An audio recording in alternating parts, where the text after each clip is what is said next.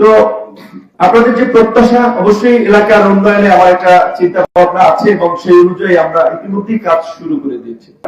পর্যায়ক্রমে হবে, আমরা শুরু করেছি। আমি যতটুকু পারি সেইটুকু চেষ্টা করি।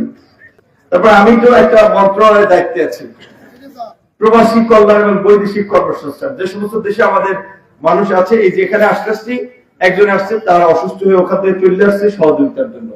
তো আমার তো সারা দেশ নিয়ে একটু কাজ করতে হয়, যে কারণে আপনাদের সবার সাথে চাইলেও আমার যোগাযোগ রক্ষা করা সম্ভব হয় না।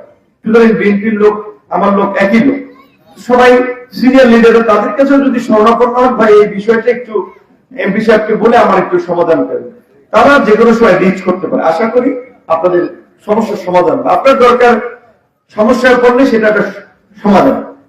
আর এলাকার কিছু কমন সমস্যা কাজ করতে গিয়ে দেখেছি, সরকারের প্রধানমন্ত্রী প্রথম মিটিং এ বলছে যে আমাদের ভবিষ্যৎ প্রজন্মকে রক্ষার জন্য, তরুণ প্রজন্মের মধ্যে নৈতিক মূল্যবোধ গড়ে তোলার জন্য আমাদের এই মাদকের বিরুদ্ধে দাঁড়াতে হবে। মাদক যুব সমাজকে ধ্বংস করতেছে।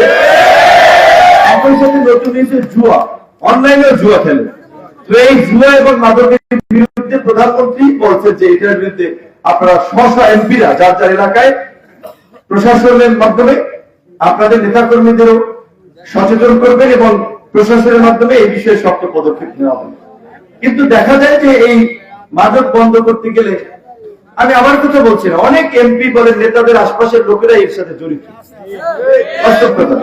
এবং বাংলাদেশের প্রত্যেকটি থানায় এই তথ্য আছে, কারা মাদক বেচে, কারা খায়, কোন জায়গায় বেচে, কোন কোন জায়গায় খায়, এই সমস্ত তথ্য থানা পুলিশ জানে। তারা যদি চায় 7 দিনের মধ্যে সুতার মতো সুতা করে ফেলাতে।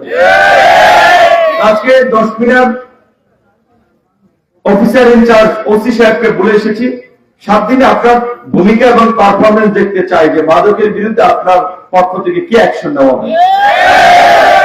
এখানে গলাচিপার ওসি আসছে কিনা আমি জানি না, ইউনো সাহেব আছে, পুলিশ আছে। গলাচিপার জন্য একই বার্তা, গুন্নে আগামী 7 দিন পরে আমরা দেখতে চাই যে এই এলাকায় মাদক নিয়ে তারা কি অ্যাকশন নিচ্ছে। 1 নম্বর বিষয়। 2 নম্বর বিষয় হচ্ছে যে বরাবর অভিযোগ ছিল বিভিন্ন ঘাট থেকে তরমুজের সময় লোকজন পয়সা নেয়, তরমুজের চরগুলো নিয়ে এই 10 মিনিট আসতে শুনছিলাম যে একই গ্রুপের 2 জন লোকে একজনের কাছে চর বেচছে। এখন যে কিনছে সে আপনার লাগানোর সময় অনেকে লাগাইতে পারে, যে লাগাইছে এখন সে ফল কাটতে পারে না। নেতা কর্মীদেরকেও একই মেসেজ যে আমার যারা নেতা কর্মী, এই সমস্ত ছোটখাটো বিষয়ে গরিব মানুষের হক, এর উপরে আমরা কেউ নজর দিব না, গরিবের হক আমরা মারব না।